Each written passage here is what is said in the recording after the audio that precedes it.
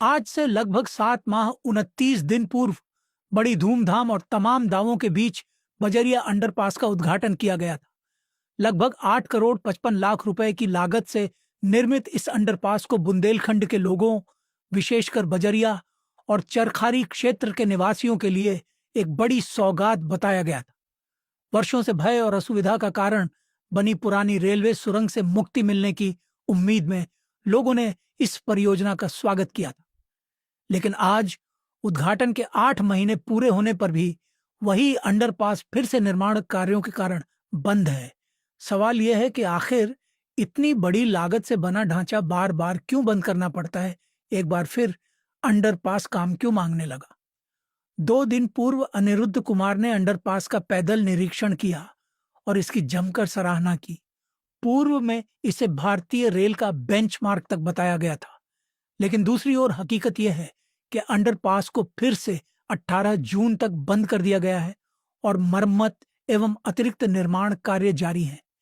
ये खबर उन लोगों के लिए शायद कोई मायने न रखे जिन्हें उस रास्ते से कभी गुजरना नहीं पड़ता, लेकिन दर्द उन हजारों लोगों का है जो आज भी महसूस करते हैं कि शहर के बीच रहते हुए भी उन्हें ग्रामीण क्षेत्र जैसी उपेक्षा झेलनी पड़ रही है। जिन लोगों ने इस परियोजना में राहत देखी थी, वे अब सवाल पूछ रहे हैं कि आखिर फिर से दोबारा काम करने की नौबत क्यों आ गई? पानी स्टोरेज के लिए अंडरपास के बगल में लगभग 150 फीट गहरा कुआं बनाया गया है और इसके लिए भी नया ठेका दिया गया है। चर्चा यह है कि बरसात के मौसम में अंडरपास में जलभराव की आशंका को देखते हुए अतिरिक्त इंतजाम किए जा रहे हैं।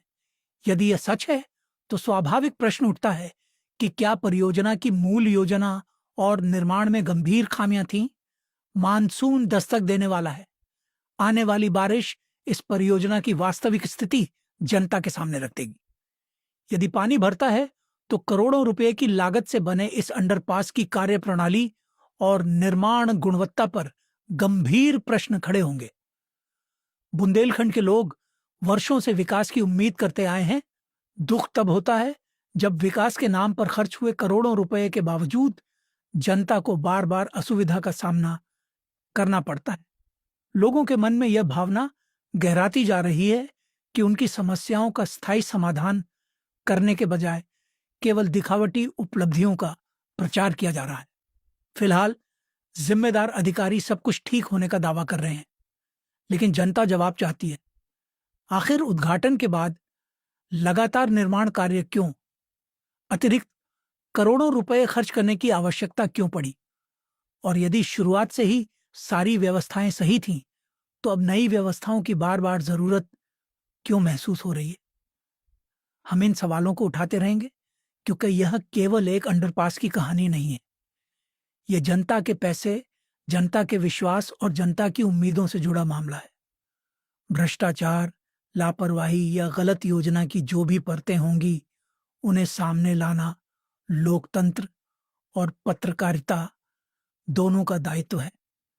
महोबा की जनता जवाब चाहती है और जवाब मिलने तक सवाल उठते रहेंगे। नहीं, ये आपकी गलत है। ये जो यहाँ पर जो एलएचएस बना हुआ है, इसका उदाहरण पूरे भारतीय रेल में दिया जा रहा है। ये एक ऐसा डिजाइन बनाया गया है, लेकिन जब भी कोई नया एलएचएस बनता है तो आसपास की जो मिट्टी और पानी का जो स्तर होता है, उसकी वजह से हल्का सा रिसाव हमेशा होता है। ये एक बेंचमार्क है भारतीय रेल में जो हमारे स्टेशन के आगे बना हुआ है।